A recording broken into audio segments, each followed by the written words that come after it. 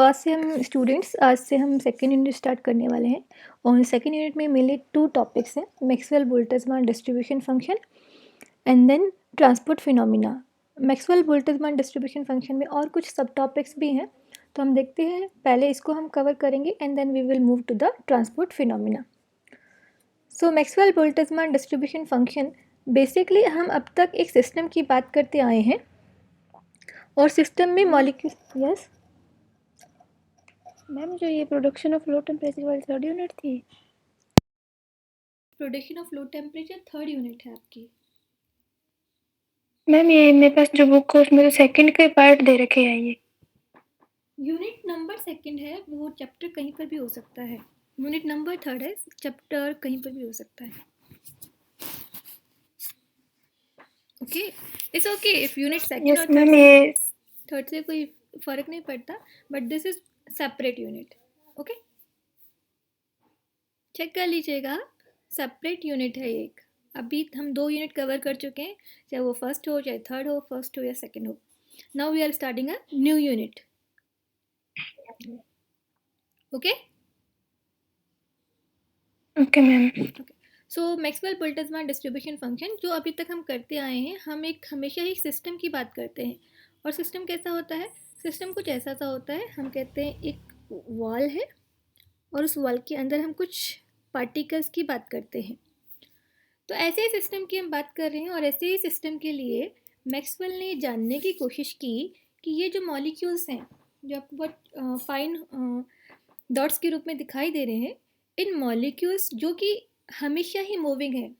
हम एक monoatomic ideal gas system की बात करते हैं, तो उस सिस्टम में क्या होता है, ये जो मॉलिक्यूल्स हैं या एटम जो हैं वो इस तरह से मूव करते रहते हैं। सो मैक्सवेल ने जानने की कोशिश की कि क्या वेलोसिटी है जिससे कि ये पार्टिकल्स मूव करते हैं, और वी कैन से ये वेग का डिस्ट्रीब्यूशन वितरण किस तरह से है कि ये जो मॉलिक्यूल्स हैं उनके लिए कुछ कहा जा सके। सो मॉलिक्यूल्स की वेलोसिटी का डिस्ट्रीब्यूशन किस तरह का है, ये जानने की कोशिश मैक्सवेल बोल्ट्जमान ने की थ्रू सम स्टैटिस्टिकल टूल। कुछ स्टैटिस्टिकल टूल्स को यूज़ करते हुए ये डिस्ट्रीब्यूशन जानने की कोशिश की। ओके, डिस्ट्रीब्यूशन से क्या मिलेगा? डिस्ट्रीब्यूशन से मिलेगा कुछ other properties of this system. इस सिस्टम की कुछ और प्रॉपर्टीज को जानने का मौका मिलेगा अगर किसी तरह से हम ये वेलोसिटी का डिस्ट्रीब्यूशन जो है सिस्टम में जान जाते हैं। हम देखेंगे, पहले हम वेलोसिटी डिस्ट्रीब्यूशन की बात करेंगे और उसके बाद एनर्जी डिस्ट्रीब्यूशन की बात करेंगे, और एनर्जी डिस्ट्रीब्यूशन के बाद हम कुछ principle of equipartition of energy की बात करेंगे। तो शुरू करते हैं। यहाँ एक फिगर आपको दिखाई दे रहा होगा, ये फिगर वेलोसिटी डिस्ट्रीब्यूशन कर्व है। इसी कर्व को सबसे पहले हम अंडरस्टैंड करने वाले हैं कि ये कर्व कैसे आएगा, कौन सी मैथमेटिकल रिलेशन है जिसके थ्रू हम ये कर्व प्लॉट करेंगे। हम आगे जाएं, फर्दर जाएं, उससे पहले मैं आपको, आई होप आप सभी लोगों के पास पेन और पेपर होगा। Everyone you should have pen and paper. So इससे पहले कि हम आगे जाएं, मैं आपको एक बात बताऊं। थर्मोडायनेमिक्स में हम 3 तरह के सिस्टम्स को डिस्क्राइब करते हैं। ये कोई क्लासिफिकेशन नहीं है, बट अगर हम 3 तरह के सिस्टम जो हैं उसको हम बात करते हैं। सिस्टम में मॉलिक्यूल्स हो सकते हैं, यानी कि मोनोटॉमिक गैसेस, डायटॉमिक गैसेस और मे बी अदर। एक सिस्टम ऐसा भी हो सकता है जिसमें कि इलेक्ट्रॉन्स हों। अब वो किस तरह के सिस्टम है उसकी बात हम 5th यूनिट में करेंगे। बट एक सिस्टम है, सिस्टम में मोनोटॉमिक मॉलिक्यूल्स के पार्टिकल्स हैं, ये भी एक सिस्टम है। सिस्टम में इलेक्ट्रॉन्स हैं, मूविंग इलेक्ट्रॉन्स हैं, वो भी होंगे। किस तरह से होंगे वो हम बाद में डिस्क्राइब करेंगे। और एक सिस्टम है, सिस्टम में फोटोन है। फोटोन का नाम सुना है आपने? Yes ma'am. तो एक सिस्टम है और सिस्टम में फोटोन्स हैं। तो ये 3 अलग अलग तरह के सिस्टम्स हैं। इन 3 अलग अलग तरह के सिस्टम्स को हम डिस्क्राइब करेंगे using some classical and quantum statistics. The thing is कि जब भी हम ऐसे सिस्टम को डिस्क्राइब करते हैं जिसमें कि सिस्टम है और सिस्टम में मोनोटॉमिक मॉलिक्यूल्स हैं या डायटॉमिक मॉलिक्यूल्स हैं, तो ऐसे सिस्टम पर हम मैक्सवेल बोल्ट्जमान स्टैटिस्टिक्स अप्लाई करते हैं। जब सिस्टम में इलेक्ट्रॉन्स होंगे तो सिस्टम में फर्मी डिराक स्टैटिस्टिक्स अप्लाई की जाती है। अगर सिस्टम में फोटॉन्स हैं तो मैक्सवेल बोल्ट्जमान स्टैटिस्टिक्स अप्लाई की जाती है। ओके, सो अभी हम उन अदर चीज़ों में नहीं जाते हैं कि मैक्सवेल बोल्ट्ज बोस आइंस्टीन स्टैटिस्टिक्स क्या होती है या फर्मी डिराक स्टैटिस्टिक्स क्या होती है। अभी हमारे पास बहुत ही सिंपल तरीके से एक सिस्टम है, सिस्टम में मोनोटॉमिक मॉलिक्यूल्स हैं या डायटोमिक मॉलिक्यूल्स हैं और इन मॉलिक्यूल्स का वेलोसिटी डिस्ट्रीब्यूशन हमें जानना है। ओके, सो मैक्सवेल ने बहुत अराउंड 250 ईयर्स पहले की बात है जब मैक्सवेल ने ये सब स्टैटिस्टिक्स की थी, and you can still see हम 250 साल बाद भी इसको पढ़ रहे हैं। तो देखते हैं मैक्सवेल ने क्या किया। सो एवरीवन क्लियर्स, हम ये डिस्ट्रीब्यूशन कर्व प्लॉट करने वाले हैं और देखने वाले हैं ये प्लॉट किस तरह से हो पाता है और इसका क्या फिजिकल मीनिंग है।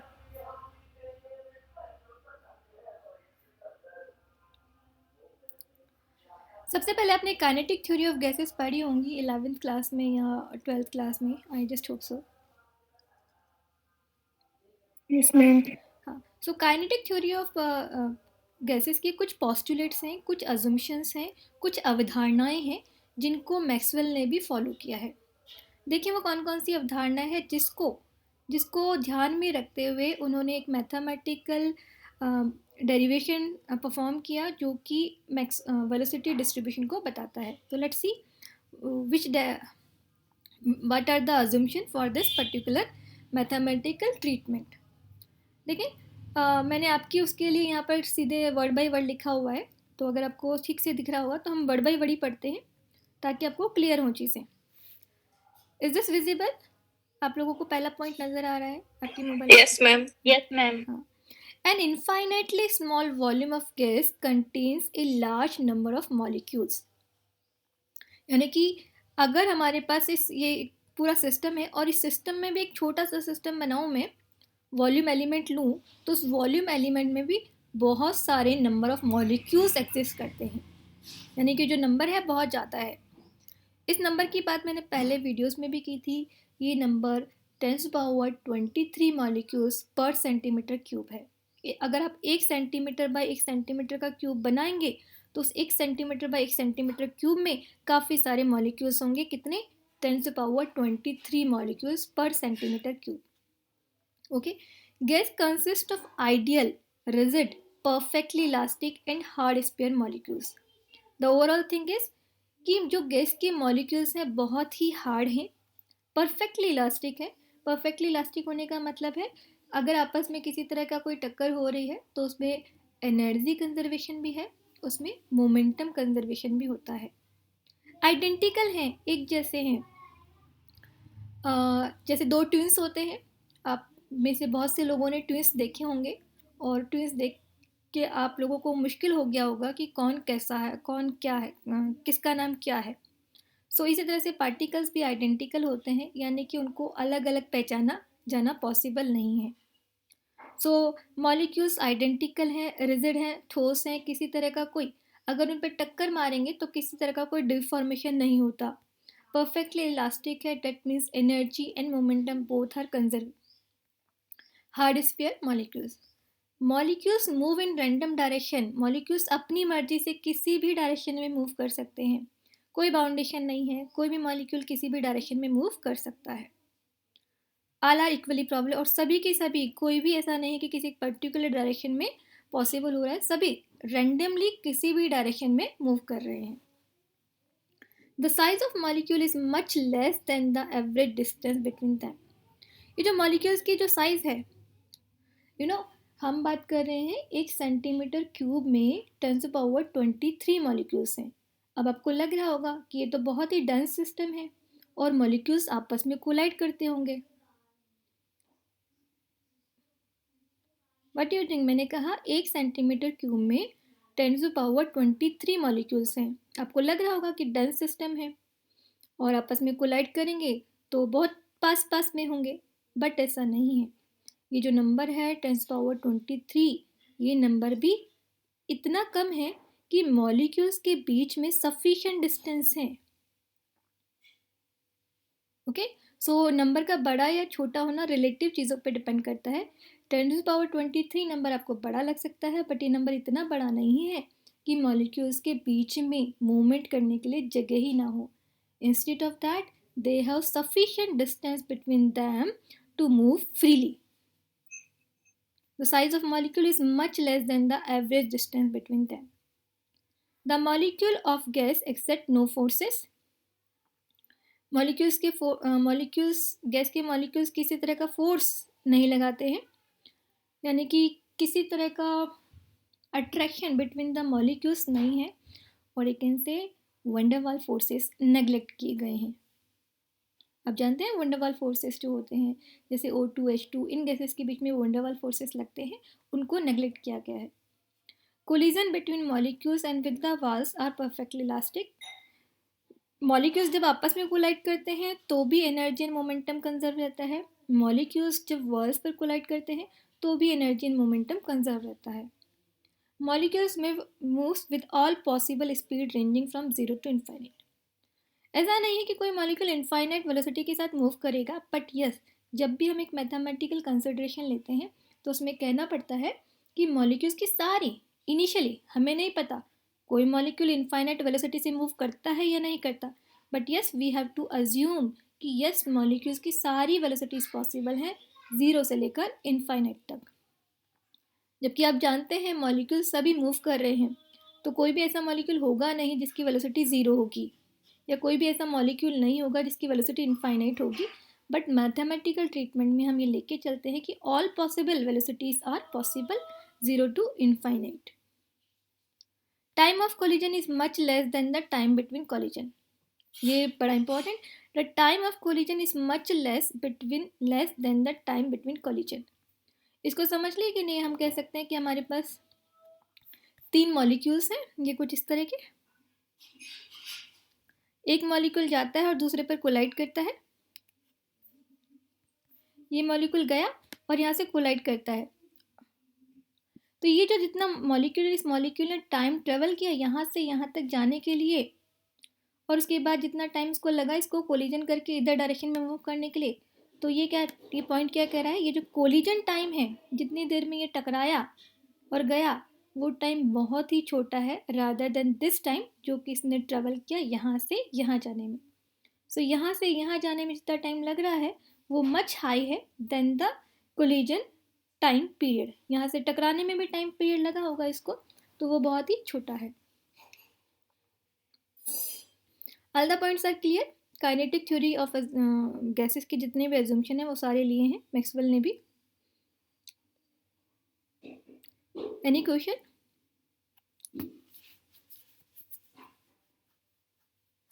Am I audible?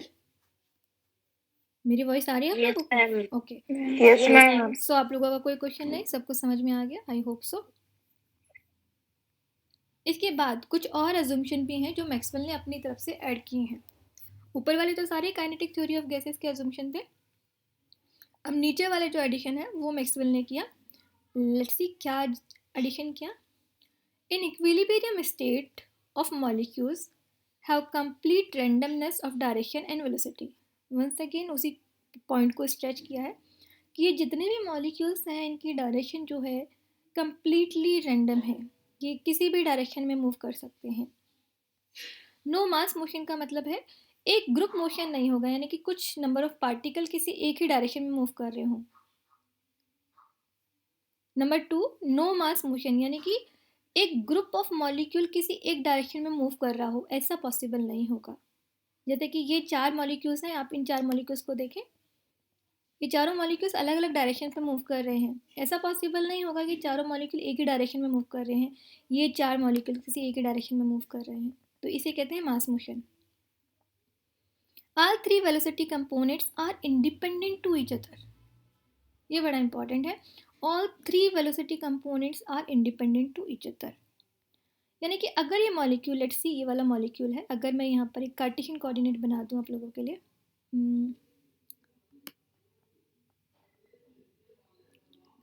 मैंने जो बनाया आपको दिखाई दिया कार्टेशियन कोऑर्डिनेट? Yes ma'am. तो इस मॉलिक्यूल, ये जो मॉलिक्यूल है ये इस डायरेक्शन में मूव कर रहा है. अगर यहाँ पर एक्स कोऑर्डिनेट है, यहाँ पर वाई कोऑर्डिनेट है, तो इसका एक्स कंपोनेंट भी और इसका वाई कंपोनेंट भी है. ठीक है ना? अगर ये मॉलिक्यूल इस डायरेक्शन में मूव कर रहा है तो इस डायरेक्शन में मूव करते हुए इसका एक्स कंपोनेंट भी होगा और इसका वाई कंपोनेंट भी होगा। अगर ये मॉलिक्यूल, इस मॉलिक्यूल का देखिए, ये ऊपर वाले मॉलिक्यूल को, इसका सिर्फ एक्स कंपोनेंट ही है क्योंकि ये वाई डायरेक्शन में मूव ही नहीं कर रहा है, ये सिर्फ एक्स डायरेक्शन में मूव कर रहा है। So it has only x direction component. ये वाला देखिए, इसका सिर्फ वाई कंपोनेंट है, एक्स कंपोनेंट जीरो है क्योंकि इसकी डायरेक्शन वाई डायरेक्शन में है। थर्ड पॉइंट सेज कि all three velocity components are independent to each other, यानी कि मॉलिक्यूल का एक्स वेलोसिटी कंपोनेंट और वाई वेलोसिटी कंपोनेंट एक दूसरे से इंडिपेंडेंट है, कोई डिपेंडेंसी नहीं है। No vibrational and rotation energy. Excuse me ma'am. Yes ma'am ये जो आपने फर्स्ट वाला बताया ना, यदि इसका हम जो कर्व वो थोड़ा टेढ़ा कर देंगे तो फिर ये एक्स डायरेक्शन में हो जाएगा ना? पहला मतलब फर्स्ट पॉइंट की बात कर रहे हैं या थर्ड पॉइंट में ये फर्स्ट पॉइंट की बात हो रही है? मतलब आपने जो फर्स्ट कर्व बनाया था ना एक, मतलब हाँ, फर्स्ट कर्व में तो हम कर्व को थोड़ा टेढ़ा कर दे, मतलब थोड़ा ऊपर कर दे तो फिर मैम मतलब ये एक्स डायरेक्शन में हो मैं जाएगा कर्व फिर? को क्यों टेढ़ा करूँगी, ये तो कार्टेशियन कोऑर्डिनेट सिस्टम है आपके पास, ये तो आप ऐसे ही बनाएंगे एक्स एंड वाई डायरेक्शन। मैं अपने फ्रेम ऑफ रेफरेंस को क्यों चेंज करूँगी? ये एक्स डायरेक्शन, ये वाई डायरेक्शन, मॉलिक्यूल यूँ मूव कर रहा है, ये रहा मॉलिक्यूल। मैं इसके लिए अपने कर्व को क्यों टेढ़ा करूँगी, ये कोई कर्व नहीं है। आपको बात समझ में आई? Yes ma'am. हाँ, कर्व नहीं है ये तो, एक्स डायरेक्शन में एक्स है यहाँ पर और वाई कोऑर्डिनेट है, डायमेंशन है नहीं, तो कोऑर्डिनेट्स हैं एक्स और वाई कोऑर्डिनेट्स, एक्स और वाई कोऑर्डिनेट। और ये रेफरेंस फ्रेम में आप पार्टिकल को दिखा रहे हैं कि यूँ मूव कर रहा है, तो इसकी वेलोसिटी का कुछ कंपोनेंट होगा और इसकी एक्स कंपोनेंट होगा और इसका वाई कंपोनेंट भी होगा। अगर ये वाले मॉलिक्यूल की बात करें तो ये माइनस एक्स डायरेक्शन में मूव कर रहा है, इसकी बात करो तो ये प्लस वाई डायरेक्शन में मूव कर रहा है। वंस अगेन इसकी बात की जाए तो इसकी एक्स कंपोनेंट भी है, वाई कंपोनेंट भी है। ये कंपोनेंट माइनस वाई डायरेक्शन में मूव कर रहा है, ये फिर से प्लस एक्स डायरेक्शन में मूव कर रहा है। Okay everyone, so now fourth point. Ma'am yes ma'am इसमें जेड कंपोनेंट, वेलोसिटी का जेड कंपोनेंट भी होगा क्या? हाँ बिल्कुल होगा, क्योंकि हमारे पास टू डायमेंशनली पॉसिबिलिटी है ना, यहाँ 2D प्लेन है हमारे पास, तो 2D प्लेन में हम थर्ड कंपोनेंट को तो दिखा नहीं सकते, तो definitely there is a third z component also. तो अगर हम एक्स वाई और जेड तीनों की बात करेंगे, तीनों कंपोनेंट पॉसिबल हो सकते हैं। कोई एक हो ये भी ज़रूरी है, कोई दो हो ये भी ज़रूरी है, कोई तीनों हो ये भी हो सकता है। No vibrational and rotation energy. ये नो वाइब्रेशनल रोटेशन एनर्जी को हम थोड़ा और डिटेल में पढ़ेंगे फर्दर उसमें, बट मैं आपको बता दूं, जब हम मोनोटॉमिक मॉलिक्यूल्स की बात करते हैं, मोनोटॉमिक मॉलिक्यूल्स एक ही होते हैं, सिंगल ही होता है ये, तो ये मॉलिक्यूल इधर मूव कर सकता है, ये मॉलिक्यूल इधर मूव कर सकता है, ये मॉलिक्यूल इधर मूव कर सकता है, सिंगल मॉलिक्यूल। तो ये जो मॉलिक्यूल है फ्रीली इधर उधर आके जा सकता है। तो ऐसे मोशन को हम कहते हैं ट्रांसलेशन, स्थानांतरण गति। ट्रांसलेशन मोशन, स्थानांतरण गति, मोनोटॉमिक मॉलिक्यूल्स के लिए। अब अगर डायटोमिक मॉलिक्यूल्स की बात करें, डायटोमिक यानी कि द्विपरमाणुय, और द्विपरमाणुय में दो मॉलिक्यूल्स आपस में एक दूसरे से ही जुड़े हुए होते हैं, तो ये द्विपरमाणुय डायटोमिक मॉलिक्यूल्स में क्या है, ये मॉलिक्यूल्स साथ में, एक दूसरे के साथ में ऊपर भी मूव कर सकते हैं, इधर भी जा सकते हैं और इधर भी जा सकते हैं, तो इनमें भी ट्रांसलेशन या स्थानांतरण गति होती है। बट स्थानांतरण गति के अलावा ये जो मॉलिक्यूल्स हैं आपस में किसी बॉन्ड से, बंधन से बंधे हुए हैं, जो स्प्रिंग की तरह होता है। और जब दो चीज़ों को स्प्रिंग से जोड़ा जाता है तो क्या कर सकते हैं, वो आगे पीछे भी आ सकते हैं, और जब आगे पीछे आते हैं तो ऐसे मोशन को हम कहते हैं वाइब्रेशन, कंपन गति।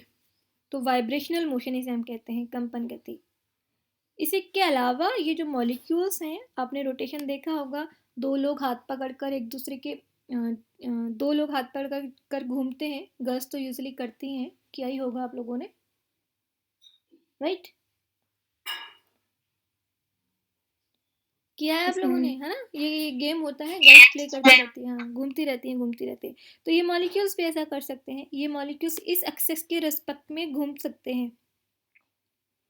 तो ये जब घूमते हैं इस तरह से तो इसको कहते हैं rotational motion, rotational motion, rotational घूर्णन गति।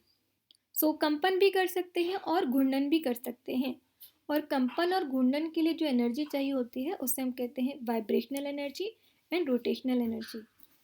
तो इस पूरे कंसिडरेशन में मैथमेटिकल ट्रीटमेंट में मैक्सवेल ने माना कि ये जो वाइब्रेशनल है और रोटेशनल एनर्जी है वो कंसिडर नहीं की है, मॉलिक्यूल्स सिर्फ और सिर्फ स्थानांतरण गति करते हैं, जो कि मोनोटॉमिक मॉलिक्यूल्स के लिए ही सही है। अगर मॉलिक्यूल्स डायटॉमिक हैं तो डायटॉमिक मॉलिक्यूल्स में वाइब्रेशन भी होगा और रोटेशन भी होगा।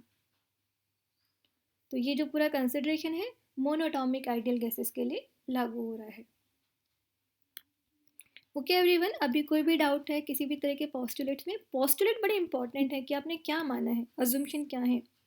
अगर एक भी मैम मोनोएटॉमिक गैस अपनी जगह पे तो रोटेट कर सकती है, किसके करस्पॉन्डिंग करेगी? रोटेशन के लिए एक रेफरेंस फ्रेम की जरूरत होती है, एक एक्सिस की जरूरत होगी। वो अपनी एक्सिस, जैसे अर्थ रोटेट करती है, लाइक अर्थ रोटेट करती है, बट वो रोटेशनल एनर्जी कंसिडर नहीं होगी। ओके एक्सक्यूज मी मैम, फिर ma'am Maxwell Boltzmann distribution of diatomic gases के लिए नहीं होगा क्या? क्योंकि मैम फोर्थ वाले में आप बोल रहे हो ना कि कंसीडर्ड नहीं है। लेट्स सी, जब ये आएगा डेरिवेशन तो हम देखते हैं चीज़ों को किस किस पे अप्लाई होगा, किस किस पे अप्लाई नहीं होगा, और अगर अप्लाई होगा तो कौन कौन सी कंडीशंस होंगी। ठीक है, हाँ मैम इससे पहले का जो पेज है वो शो करो एक बार। ओके, मैं थोड़ा छोटा कर देती हूँ, यही है।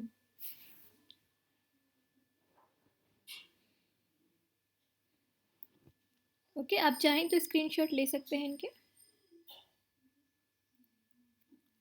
मैं दूसरे पे मूव करूँ? Yes ma'am. ओके, सो अब एक इम्पॉर्टेंट चीज़ को हम लोग समझते हैं। मैम यस मैम, ये केस आइडियल थोड़े ना है। आइडियल गैस के अजम्पशंस क्या हैं, कोई बता सकता है क्या?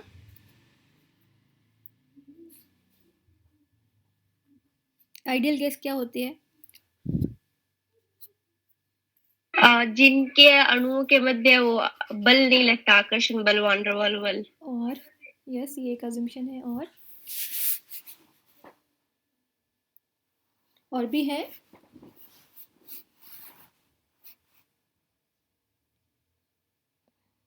Ma'am, it will always obey the equation of PV is equals to nRT.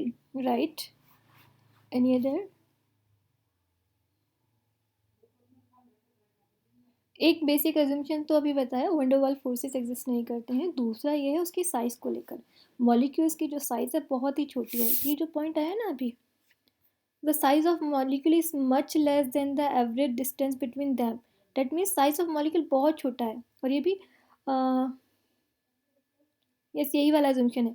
The size of molecule is much less than the average distance between them, यानी मॉलिक्यूल्स की साइज इतनी छोटी है कि जो उनकी एवरेज डिस्टेंस है वो बहुत ज़्यादा है, यानी कि जो उनका साइज कंसिड्रेशन है बहुत ही छोटा है, बहुत छोटे हैं। इतना छोटा है कि अगर किसी सिस्टम में मॉलिक्यूल्स हैं तो ये इसका वॉल्यूम अवेलेबल है। ये पूरा पैरेललोपाइड आपको दिखाई दे रहा होगा, इस पैरेललोपाइड का वॉल्यूम होगा कुछ।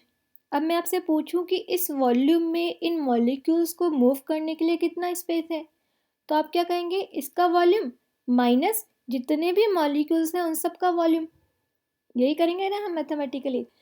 अगर ये पूछा जाए कि इन मॉलिक्यूल्स को मूव करने के लिए कितना स्पेस अवेलेबल है, तो आप निकालेंगे इसका वॉल्यूम, पहले सिस्टम का वॉल्यूम, और उसमें से माइनस कर देंगे इन मॉलिक्यूल्स के टोटल वॉल्यूम को। बट आइडियल गैस, हाँ, बट आइडियल गैस के लिए हम ये मानते हैं कि ये मॉलिक्यूल्स का साइज इतना छोटा है कि आप मॉलिक्यूल्स का जो टोटल वॉल्यूम होगा उसको नेग्लेक्ट कर सकते हैं। वो कंसिडरेबल नहीं होगा, वो इतना छोटा होगा कि उसको माने या ना माने बात बराबर होगी। यानी कि इन मॉलिक्यूल्स के लिए जितना वॉल्यूम अवेलेबल है मूव करने के लिए, it is equal to the volume of the system. जबकि रियल गैस के लिए ऐसा नहीं है। रियल गैस के लिए कि ये जो वॉल्यूम है वो एक फाइनाइट वॉल्यूम है, जिसकी वजह से PV is equal to nRT की जो इक्वेशन है वो चेंज हो जाती है for the real cases. Is this okay? अब हमने देखिए ये जो अजम्पशन आए हैं वो सभी मोनोटॉमिक आइडियल गैस के अजम्पशंस हैं, तो ऑब्वियसली ये जो ट्रीटमेंट है ये उसी के लिए परफॉर्म किया जा रहा है। कोई और क्वेश्चन? आगे चले, हम आगे मूव कर सकते हैं। Yes. अच्छा, अब ये अजम्पशंस तो हमने समझ लिए हैं। अब एक और चीज़ हम समझते हैं। अब हम वेलोसिटी स्पेस को जानने जा रहे हैं। अभी तक हम एक स्पेस की बात करते हैं, एक स्पेस जिसको हम पहले से जानते हैं। मेरे पास जगह नहीं है बनाने के लिए।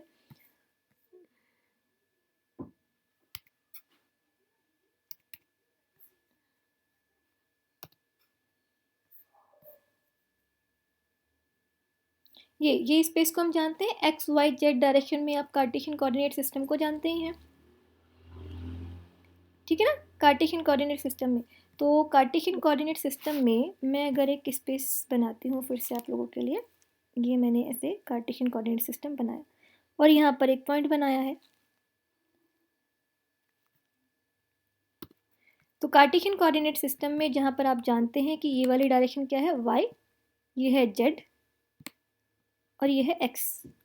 सो अगर कार्टेशियन कोऑर्डिनेट सिस्टम में मैंने एक पॉइंट बना दिया है तो इस पॉइंट के जो पॉइंट्स हैं वो आप क्या लिख सकते हैं, एक्स वाई जेड, यानी कि एक्स क्या होगा, ये वाली डिस्टेंस यहाँ से यहाँ तक की, यहाँ आप ज़ीरो कर दें, ये एक्स डिस्टेंस है, ये वाई डिस्टेंस है, और जेड भी आप निकाल सकते हैं, ये एक्स डिस्टेंस, ये वाई डिस्टेंस और ये जेड डिस्टेंस। जेड को भी निकाला जा सकता है डिपेंडिंग ऑन द सिचुएशन। सो अगर मैं कार्टेशियन कोऑर्डिनेट में एक पॉइंट से किसी चीज़ को रिप्रेजेंट करती हूँ तो उसका कुछ एक्स कंपोनेंट होगा, कुछ वाई कंपोनेंट होगा और कुछ जेड कंपोनेंट होगा। जैसे कि किसी भी पॉइंट को आप कंसिडर कर सकते हैं, इसका एक्स कंपोनेंट है, इसका वाई कंपोनेंट है, इसका जेड कंपोनेंट भी हो सकता है। इस वाले प्लेन में जो भी है उनका जेड कंपोनेंट है, वाई कंपोनेंट है। इस वाले प्लेन में एक्स और जेड कंपोनेंट है। कुछ ऐसे पॉइंट भी होंगे जिनका जेड कंपोनेंट भी होगा, वाई कंपोनेंट भी होगा और एक्स कंपोनेंट भी होगा। बट ये मॉलिक्यूल्स क्या है, सबके सब मूविंग है। सो ये जो सारे के सारे मॉलिक्यूल्स हैं मूव कर रहे हैं, तो इनके जो पॉइंट्स हैं वो बदलते रहेंगे कार्टेशियन कोऑर्डिनेट सिस्टम में। तो कुछ देर पहले तो मॉलिक्यूल यहाँ था, कुछ देर बाद मॉलिक्यूल यहाँ हो जाएगा, या किसी और टाइम पे मॉलिक्यूल यहाँ हो जाएगा। सो हम क्या करते हैं, हम इस पूरे मैथमेटिकल ट्रीटमेंट के लिए अपने रेफरेंस फ्रेम को चेंज करते हैं।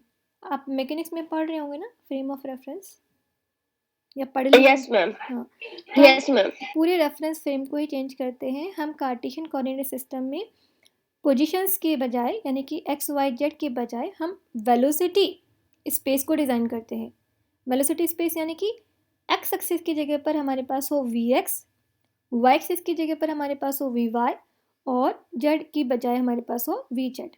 तो हमारे पास जो स्पेस है ना, v x v y v z, और इस v x v y v z space में हम इन मॉलिक्यूल्स को स्टेशनरी पॉइंट्स के थ्रू इंडिकेट कर सकते हैं।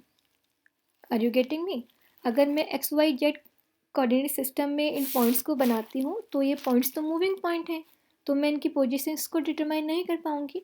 बट अगर हम अपने स्पेस को ही वेलोसिटी स्पेस मान लें तो वेलोसिटी स्पेस में ये पॉइंट क्या बताएगा, एक्स डायरेक्शन में मॉलिक्यूल की वेलोसिटी, वाई डायरेक्शन में मॉलिक्यूल की वेलोसिटी, या जेड डायरेक्शन में मॉलिक्यूल की वेलोसिटी क्या होगी। ओके, सो हम इस स्पेस को कन्वर्ट कर रहे हैं इनटू वेलोसिटी स्पेस। कन्वर्ट करने के लिए हम क्या करते हैं, देखिए मेरे पास ये मॉलिक्यूल्स हैं और मॉलिक्यूल्स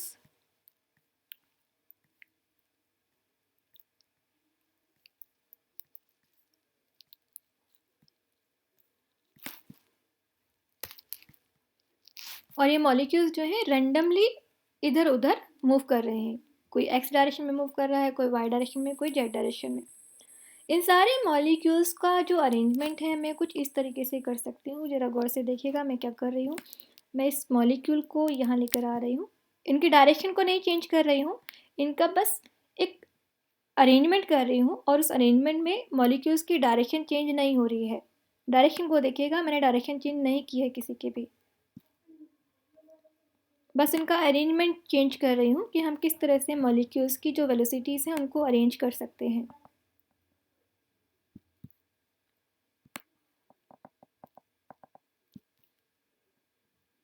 चेंजेस नज़र आ रहे होंगे आप लोगों को,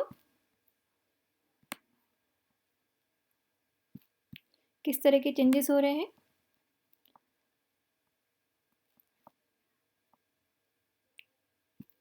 वेलोसिटी डायरेक्शन में, मॉलिक्यूल्स के डायरेक्शन में कोई चेंजेस नहीं है, बस एक सर्टेन रेफरेंस से उनको उठाया या नीचे या ऊपर किया जा रहा है बस। अच्छा, ये जो वेक्टर साइन है मॉलिक्यूल्स का, ये मॉलिक्यूल का जो वेक्टर साइन है, जितना बड़ा है उसकी वेलोसिटी उतनी ही ज़्यादा है, जितना छोटा है उतना ही वेलोसिटी कम है। यानी कि ये मैग्नीट्यूड ऑफ वेलोसिटी बता रहा है कि वेलोसिटी कितनी है मॉलिक्यूल की। सो आपको चेंजेस नज़र आए? क्या क्या हुआ, क्या बता सकते हैं क्या? यस मैम, ये मतलब जितनी भी दिशाएं होती है फ्रीली ये मूव कर सकते हैं सभी दिशाओं में। नहीं, देखिए क्या है, ये सारे मॉलिक्यूल्स हैं, सारे different different molecules different different velocities में मूव कर रहे हैं, और इनका जो वेक्टर का जो लेंथ है वो इनके मैग्नीट्यूड ऑफ वेलोसिटी को बता रहा है। यानी कि इस मॉलिक्यूल की वेलोसिटी ज़्यादा है जबकि इस मॉलिक्यूल की वेलोसिटी कम है। अब ये जो रैंडमली डायरेक्शन में मूव कर रहे थे मॉलिक्यूल्स को, हम इस तरह से अरेंज कर सकते हैं कि सारे के सारे मॉलिक्यूल्स किसी एक पॉइंट से कंसीडर किए जा सके। सारे के सारे मॉलिक्यूल्स किसी एक पॉइंट से ओरिजिनेट हो रहे हैं। यानी कि मैं एक वेलोसिटी स्पेस को अब डिज़ाइन कर सकती हूँ।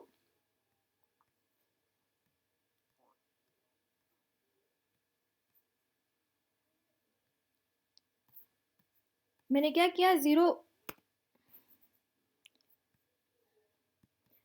अगर अब हम इस यहाँ पर हम ओरिजिनेट जीरो मान लें, यानी कि मैं एक कार्टेशियन कोऑर्डिनेट सिस्टम बना दूँ आपके सामने, जिसमें आप कहें this is v x, this is v z and this is v y. ये वी एक्स है, ये वी वाई है, वी जेड है, तो इसका जो ओरिजिन है वो क्या है, ये ओ। अब मुझे अगर इस मॉलिक्यूल को दिखाना इस कोऑर्डिनेट सिस्टम में, तो इसका मैग्नीट्यूड है इतना, तो एक पॉइंट बनाऊंगी यहाँ पर, ये वाला पॉइंट है वो आपको दिखाई दे रहा है कोऑर्डिनेट सिस्टम में, किधर गया, इधर की साइड, तो मुझे पॉइंट कहाँ बनाना पड़ेगा, यहाँ माइनस वाई डायरेक्शन में। ये दो पॉइंट कहाँ पर है, ये दो पॉइंट यहाँ पर हैं जिनकी वेलोसिटीज इस वाले पॉइंट से कम है, तो ये दो पॉइंट यहाँ बना दिए गए। ये पॉइंट कहाँ पर है, ये पॉइंट इधर हैं, तो ये थोड़े से ज़्यादा वेलोसिटी वाले, ये मैंने इधर बना दिए। सिमिलरली फॉर अदर्स आप इस तरह से बना सकते हैं। मैम ये वाला वापस समझो। हाँ, मैंने अभी खत्म ही नहीं किया समझाना अभी तो। ओके, सो मैंने क्या किया, यहाँ पर वेलोसिटी वी एक्स लिख देते हैं हम लोग यहाँ पहले, और यहाँ पर v y and here is v z. हम कार्टेशियन कोऑर्डिनेट सिस्टम से वेलोसिटी स्पेस में आने की बात कर रहे हैं। वेलोसिटी स्पेस में जाने के लिए मैंने सारे मॉलिक्यूल्स का जो रिप्रेजेंटेशन है, वेलोसिटी रिप्रेजेंटेशन है, उसको थोड़ा चेंज किया है। कैसे? इनकी डायरेक्शन को सेम रखते हुए इनको ऐसे अरेंज किया है कि ये किसी एक पॉइंट से ओरिजिनेट निकलते हुए दिखाई दे रहे हैं। और जब मैंने किया था आपने देखा होगा कि मैंने वेलोसिटीज़ की डायरेक्शन नहीं बदली। डायरेक्शन मीन्स मैं इस वाले मॉलिक्यूल्स को उठा के यूँ लेके गई, मैंने इसकी डायरेक्शन को इस तरह से चेंज नहीं किया। ये जो था मैंने इसको वही रहने दिया था, इसको यूँ मूव नहीं किया था। सो जो डायरेक्शन थी वो मैंने सेम रखी, और डायरेक्शन सेम रखते हुए मैंने मॉलिक्यूल्स को इस तरह से अरेंज किया कि वो किसी एक पॉइंट से बाहर निकलते हुए दिखाई दे रहे हैं। अब इनके मैग्नीट्यूड के अकॉर्डिंग मैं यहाँ पर एक पॉइंट बना सकती हूँ, क्योंकि वेलोसिटी स्पेस में क्या होंगे, ये सभी स्टेशनरी होंगे कि मूविंग होंगे, आपने फ्रेम ऑफ रेफरेंसेस पढ़े हैं। अगर ये वेलोसिटी स्पेस या ये फ्रेम ऑफ रेफरेंस उसी वेलोसिटी से मूव करे, तो ये पॉइंट क्या कहलाएंगे, सभी स्टेशनरी होंगे, मूविंग होंगे। Ma'am stationery. यस, मैं एक वेलोसिटी स्पेस में इन पॉइंट्स को वेलोसिटी स्पेस में इस तरह से डिज़ाइन कर सकती हूँ और शो कर सकती हूँ। अभी जो पॉइंट है,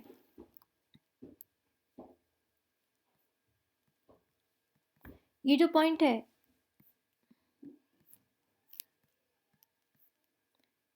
ये पॉइंट की जो x कंपोनेंट है और y कंपोनेंट है या z कंपोनेंट है वो मुझे पता लग जाएगा। इस वाले पॉइंट में इसका मैग्नीट्यूड ज़्यादा है क्योंकि हाई उस पे है, तो इसकी वेलोसिटी का x कंपोनेंट क्या है, y कंपोनेंट क्या है या z कंपोनेंट है, मैं बता सकती हूँ। इसी तरह से अदर का भी बताया जा सकता है। Is this clear? ये हमारे पास वेलोसिटी स्पेस में ये सारे पॉइंट स्टेशनरी होंगे और इनकी जो पोजीशन है वेलोसिटी स्पेस में बेसिकली इनका मैग्नीट्यूड ऑफ वेलोसिटी बताएगी, मैग्नीट्यूड भी बताएगी और डायरेक्शन भी बताएगी।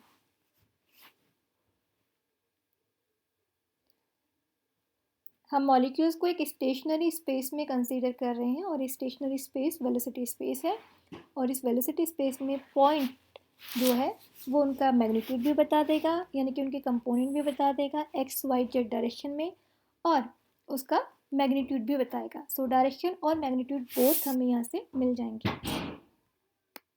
Is this okay? कोई कंफ्यूजन किसी तरह का? कोई कंफ्यूजन किसी तरह का? मैम ये स्टेशनरी मतलब क्या, मुझे समझ नहीं आया। स्टेशनरी मतलब ऐसे ही जैसे कि आप ट्रेन में बैठे या एक ट्रेन मूव कर रही है और आप सड़क पर खड़े हैं। अगर आप ट्रेन की स्पीड से मूव करते हुए जाए, उस केस में क्या होता है, ट्रेन के अंदर जो बैठे हुए पर्सन है आपको मूविंग नज़र आते हैं, ठीक है। अगर आप ट्रेन की स्पीड से मूव करने लग जाएंगे तो ट्रेन के अंदर बैठे हुए इंसान आपको मूविंग नज़र आएंगे क्या स्टेशनरी नज़र आएंगे? Stationary ma'am. हाँ, तो ठीक इसी तरह से हम एक वेलोसिटी स्पेस की अवधारणा कर लेते हैं। उस वेलोसिटी स्पेस में ये जो मॉलिक्यूल्स हैं ये हमें क्या नज़र आएंगे, स्टेशनरी। अब हम इन्हें एक पॉइंट से डिनोट कर सकते हैं और ये पॉइंट वेलोसिटी स्पेस में अगर कैलकुलेट किए जाएँ तो एक्स डायरेक्शन का कंपोनेंट भी देंगे, वाई कंपोनेंट भी देंगे और जेड कंपोनेंट भी देंगे in velocity space. Okay ma'am. So okay everyone, ये कॉन्सेप्ट समझ में आ गया। अब अगर ये कॉन्सेप्ट समझ, किसी को कोई प्रॉब्लम है इस कॉन्सेप्ट में अभी भी?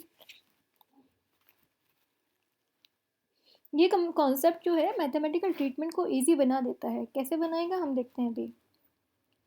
ओके,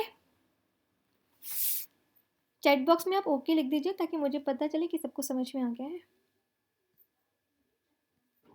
जल्दी कीजिएगा, ओके ओके कर दीजिएगा। और किसी को कोई प्रॉब्लम है तो हम उसको अभी भी लिस्ट समझने के लिए कंसीडर कर सकते हैं। मैम यस, मैम आपने बताया था कि मॉलिक्यूल्स की वेलोसिटी अलग अलग होगी, तो फिर ये फ्रेम ऑफ रेफरेंस किस वेलोसिटी का लेंगे? अगर मॉलिक्यूल्स की वेलोसिटी अलग अलग होगी तो इस फ्रेम ऑफ रेफरेंस में जो पॉइंट है वो भी अलग अलग पोजीशन पर होंगे। तो अलग अलग पोजीशन पर होने का मतलब भी यही हुआ कि उसकी वेलोसिटी ज़्यादा है या उसकी वेलोसिटी कम है। यानी मैंने एक वेलोसिटी स्पेस बना दिया, इसमें अगर किसी मॉलिक्यूल की वेलोसिटी है, जैसे कि ये वाला पॉइंट है इसकी वेलोसिटी कम है, ये वाला पॉइंट है इसकी वेलोसिटी ज़्यादा है, तो जितनी हाइट पर होगा उसकी वेलोसिटी उतनी ही ज़्यादा होगी। लाइक दिस, इसकी वेलोसिटी का एक्स कंपोनेंट कम है, इसकी वेलोसिटी का एक्स कंपोनेंट ज़्यादा है।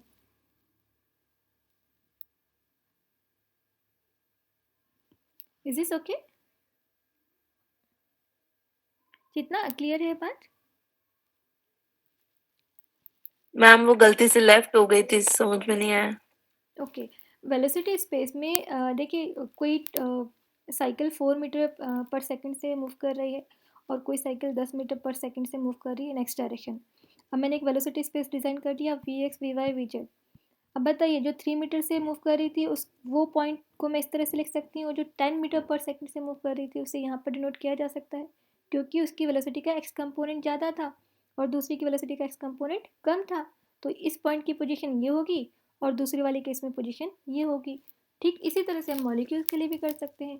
जो ज़्यादा वेलोसिटी से मूव कर रहा है वो यहाँ होगा, जो कम वेलोसिटी से मूव कर रहा है वो यहाँ होगा।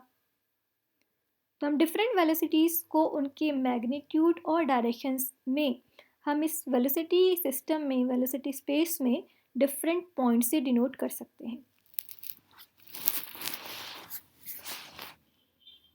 Okay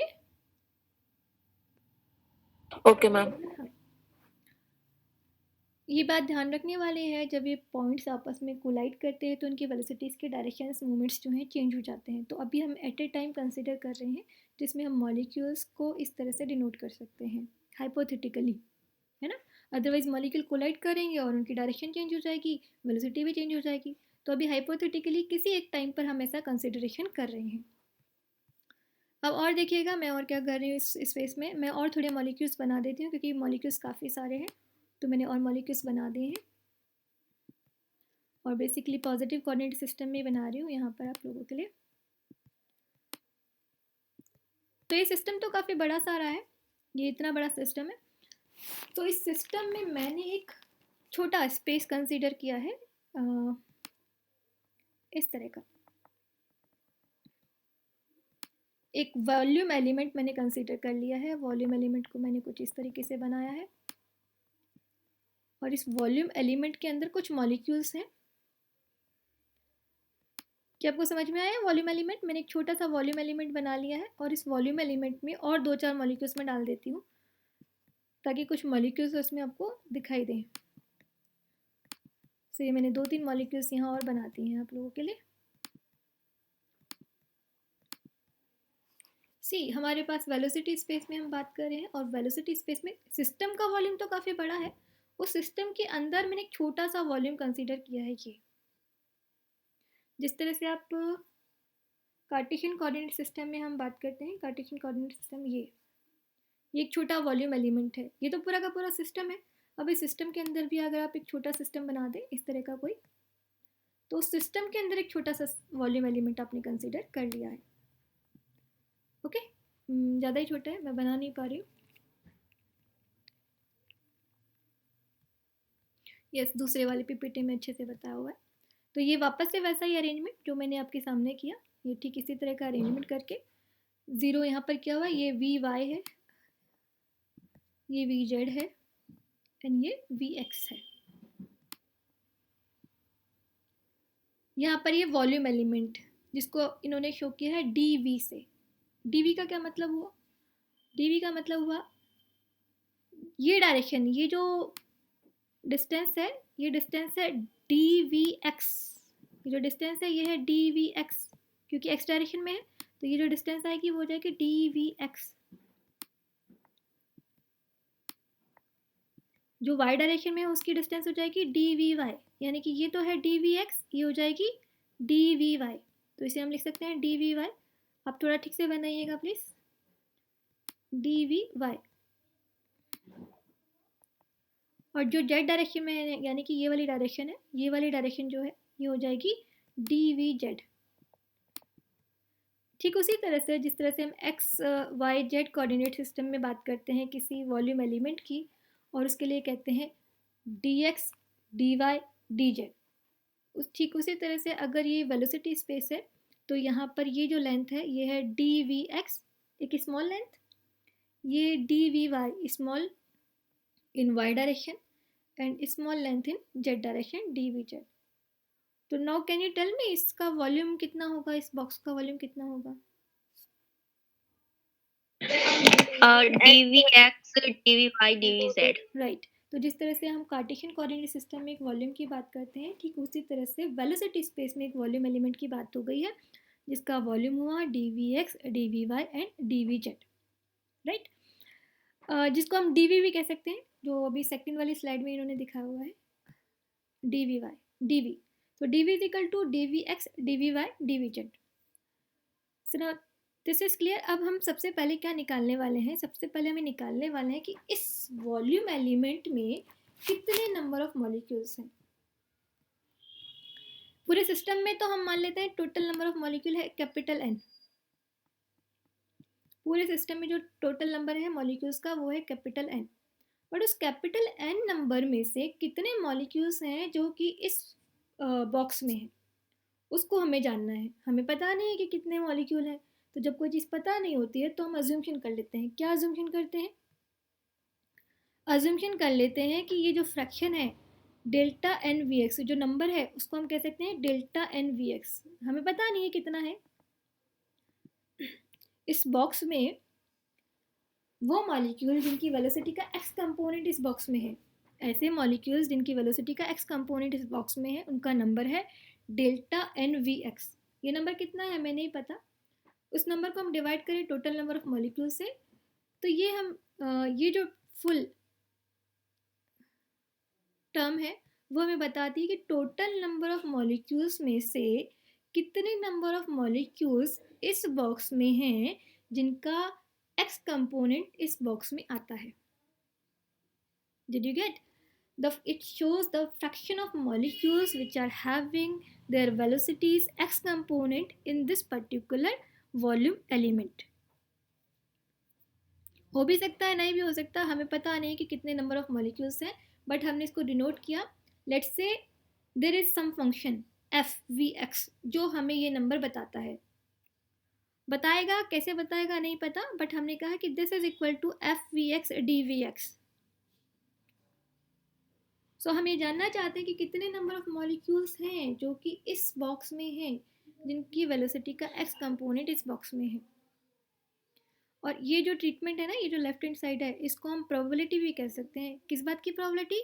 total number of molecules में कितने नंबर ऑफ मॉलिक्यूल्स हैं जो कि इस बॉक्स में है। So we can say this is the probability. क्या प्रोबेबिलिटी है कि कोई मॉलिक्यूल इस बॉक्स में होगा या नहीं होगा। ये पॉइंट क्लियर है क्या?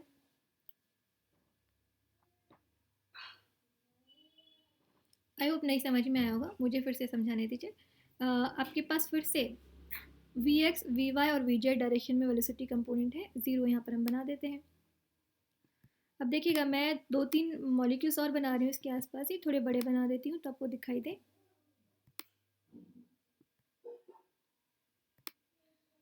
मैंने कितने मॉलिक्यूल बनाए अभी आपके सामने? 5. तो 5 is total number of molecules, और इनमें से कितने मॉलिक्यूल्स इस बॉक्स में है? 3. मैम एक पहले से था. हाँ, एक पहले से था तो उसको तो कंसिडर नहीं करना। अभी आपके सामने 5 बनाए मैंने, तो उसमें से कितने हैं अंदर? 2. तो इन मॉलिक्यूल्स की वेलोसिटी का x कंपोनेंट या y कंपोनेंट या z कंपोनेंट इस रेंज में है। कौन सी रेंज में? अगर मैं कहूँ दिस इज vx तो ये vx plus delta vx।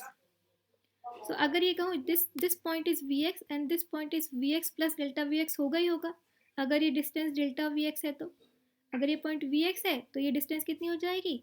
vx plus delta vx। तो ये 2 पॉइंट इसमें क्यों है? क्योंकि इनकी वेलोसिटी का x कंपोनेंट इस रेंज में है। जैसे कि ये मॉलिक्यूल है, इसकी वेलोसिटी vx से कम है तो ये इस बॉक्स में नहीं है। इस मॉलिक्यूल की vx जो वेलोसिटी है वो ज़्यादा है तो भी ये इस बॉक्स में नहीं है।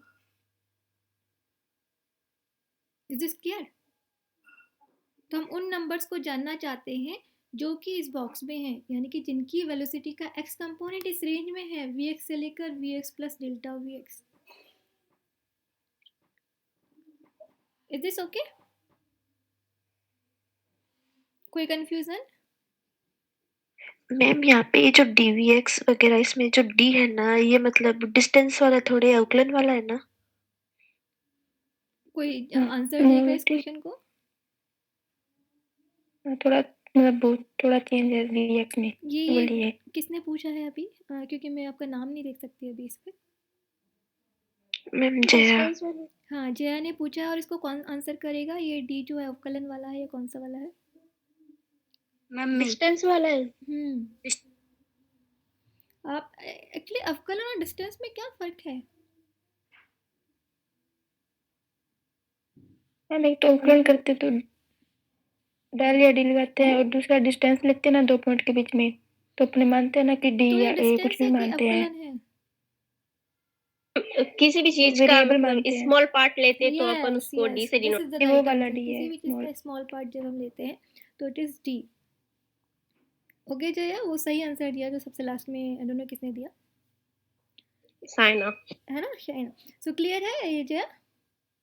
Yes ma'am. जब भी हम किसी स्मॉल पार्ट को कंसीडर करते हैं तो उसको हम डी से डिनोट करते हैं। So it is d v. Now so ये नंबर क्लियर हो गया ये टर्म कि delta n v x upon n वो फ्रैक्शन ऑफ मॉलिक्यूल्स है जिनकी वेलोसिटी का एक्स कंपोनेंट इस रेंज में है। अब हमें पता नहीं है कितने मॉलिक्यूल्स हैं कितने नहीं है, तो हमने इसको सिंपली कह दिया दिस इज।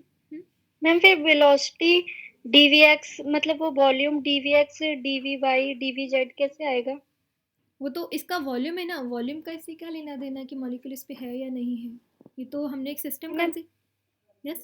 पहले आपने वॉल्यूम पूछा था तब ये आंसर दिया था ना। तो वॉल्यूम तो अभी भी d we x D we Y D we z है। अभी तो मैं मॉलिक्यूल्स होंगे या नहीं होंगे उसकी बात कर रहे हैं हम लोग। अभी भी मैम सिस्टम, कैसे? अच्छा कैसे सिस्टम का वॉल्यूम कैसे d we x D we Y D we z है। यस ओके, ये बताते हैं। ये जानने के लिए एक बार फिर से इस वाले उसको देखें क्योंकि इसमें कार्टेशियन कोऑर्डिनेट है। क्या आप बता सकते हैं, मैं अगर ये कहूँ ये लेंथ जो है डी जेड है, ये डी वी वाई है और ये डी वी एक्स है, तो इस सिस्टम का वॉल्यूम कितना होगा। dx dy dz। बहुत सिंपल है। मैम यहाँ पे तो आप कह रहे हो कि ये डिस्टेंस है। मैम ये कंफ्यूजन ऐसे है, मतलब यहाँ पर एक्स वाई यहाँ पर दूरी की बात हो रही है और वहां पर है ना वेलोसिटी की बात हो रही है, इसलिए शायद। तो हमने स्पेस कंसिडरेशन को चेंज कर दिया ना, जिस जिस तरह की चीज़ें हम x y z coordinate system में कर रहे हैं, ठीक उसी तरह की चीज़ें हम वेलोसिटी स्पेस में भी करेंगे। जिस तरह से हम एक्स कोऑर्डिनेट सिस्टम में कह रहे हैं कि ये डिस्टेंस अगर डी एक्स है, ये डिस्टेंस अगर डी जेड डी एक्स है, ये डिस्टेंस अगर डी जेड है और ये डिस्टेंस अगर डी वाई है, तो इसका वॉल्यूम एलिमेंट हो जाएगा d x d y d z. ठीक इसी तरह से अगर ये डिस्टेंस डी वी एक्स है, ये डी वी वाई है और डी वी जेड है, आप इसे डिस्टेंस भी कह सकते हैं या आप एक पार्ट ऑफ सिस्टम भी कह सकते हैं। ये सिस्टम का छोटा सा पार्ट है, उस छोटे से पार्ट में ये जो डिस्टेंस है वो है D we x D we Y D we z. Is this okay? अभी भी नहीं समझ में आया? सवाल किसने किया था ये? मैंने समझ में आया? जिस तरह से हम एक्स वाई जेड कंपोनेंट में चीज़ें कर रहे थे, ठीक उसी तरह से हम वेलोसिटी स्पेस में कर रहे हैं। मैम ये डिस्टेंस है या फिर वो वाला डेल्टा है? ये डिस्टेंस है। अभी अभी ठीक है, आपके अंडरस्टैंडिंग के लिए डिस्टेंस है। ठीक है, अभी लेट्स सी, ये ट्रीटमेंट को आगे बढ़ने दीजिए, शायद आपको पता चले ये डिस्टेंस है कि ये डिफ्रेंसिएशन वाला डी है। आई डोंट नो आपको क्यों कन्फ्यूज़न है। कोई अवकलन को बता सकता है अवकलन क्या होता है, डिफ्रेंसिएशन क्या होता है? मैम हम वो वाला डिस्टेंस नहीं समझ रहे थे स्टार्टिंग में ना, मतलब वो जो दो मतलब तो दो अवकलन बिंदुओं क्या के बीच की है? दूरी होती है ना, उसको अवकलन समझ क्या रहे है? थे, अब तो समझ में आ गया। नहीं, लेट मी नो अवकलन क्या है, डिफ्रेंसिएशन क्या है। डिफ्रेंसिएशन में आप क्या करते हैं? Ma'am rate of change. हाँ, रेट ऑफ चेंज की बात करते हैं, d v upon d x की बात होती है ना वो तो। बट वहाँ पर भी डी वाई और डी एक्स क्या है, अगर मैं सेपरेटली देखूँ डी वाई और डी एक्स क्या है, डिस्टेंस है या कुछ और है? हम डिस्टेंस ही है, डिस्टेंस है। तो फिर कोई मैम कन्फ्यूज़न, ओके समझ आ गया। हाँ कोई कन्फ्यूज़न होना नहीं चाहिए था यहाँ तो। ओके, एनीवे ये इसलिए हो जाता है क्योंकि यहाँ पर जो नंबरिंग है वो थोड़ी अलग होती है, आप जो यूजुअल देखते रहते हैं उससे। So now delta n v x upon, हमें ये फंक्शन नहीं पता, हमने इसको आर्बिट्रेरली कहा है, अपनी तरफ से कहा है कि ये जो है, ये जो फ्रैक्शन है इसको हम इस तरह से डिनोट कर रहे हैं, कोई फंक्शन है जो कि वेलोसिटी का कम फंक्शन है और डेल्टा वी एक्स इस रेंज में, इस रेंज में वेलोसिटी का कोई फंक्शन है। अब हमने कहा था कि वेलोसिटी का एक्स कंपोनेंट वाई कंपोनेंट और जेड कंपोनेंट इंडिपेंडेंट है। तो ठीक इसी तरह से जैसे हमने एक्स के लिए बात करी है, ठीक उसी तरह से हम वी वाई के लिए बात कर सकते हैं और वी जेड के लिए बात कर सकते हैं। So similarly we can write for delta n v y delta n v z, और जब हम एन वी वाई की बात करेंगे तो ये फंक्शन हो जाएगा वी वाई का और ये फंक्शन हो जाएगा वी जेड का। सो इन दिस रेंज हम बात कर रहे हैं, ये वेलोसिटी के एक्स कंपोनेंट के लिए बात हुई, यानी कि ये फ्रैक्शन बताएगा कि वो कौन से मॉलिक्यूल हैं जिनकी वेलोसिटी का एक्स कंपोनेंट इस रेंज में आता है। ये हमें नंबर देगा उन वेलोसिटी का मॉलिक्यूल्स का जिनकी वेलोसिटी का वाई कंपोनेंट इस रेंज में है, और थर्ड वन वो नंबर जिनकी वेलोसिटी का जेड कंपोनेंट इस रेंज में है। तीनों इंडिपेंडेंट हैं।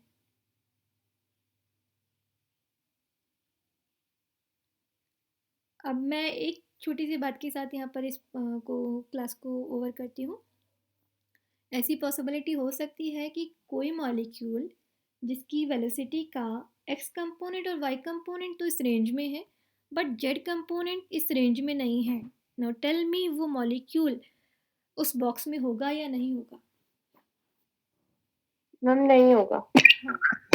एक मॉलिक्यूल जिसकी वेलोसिटी का x कंपोनेंट तो इस रेंज में है बट उसका y और z कंपोनेंट की जो रेंज है वो जाता है, क्या वो मॉलिक्यूल इस बॉक्स में होगा? नहीं होगा मैम। नहीं नहीं होगा। सो उस बॉक्स में होने के लिए इसके तीनों कंपोनेंट x, y और z तीनों कंपोनेंट इस रेंज में होने चाहिए। अगर इस रेंज में नहीं है तो मॉलिक्यूल उस बॉक्स में होगा ही नहीं। सो अभी हमने इंडिपेंडेंटली देखा है कि क्या कंडीशन होगी जिसके कारण मॉलिक्यूल उसमें होगा। अब हम कंबाइंडली चीज़ों को देखेंगे कि अगर तीनों रेंजों को मिला दिया जाए तो वो नंबर कितना होगा या वो नंबर ऑफ मॉलिक्यूल्स कितने होंगे जो कि इस बॉक्स में होंगे। And we will see that in next class. Is this okay? Any question अभी तक आप लोगों ने जो भी किया उसमें? No ma'am.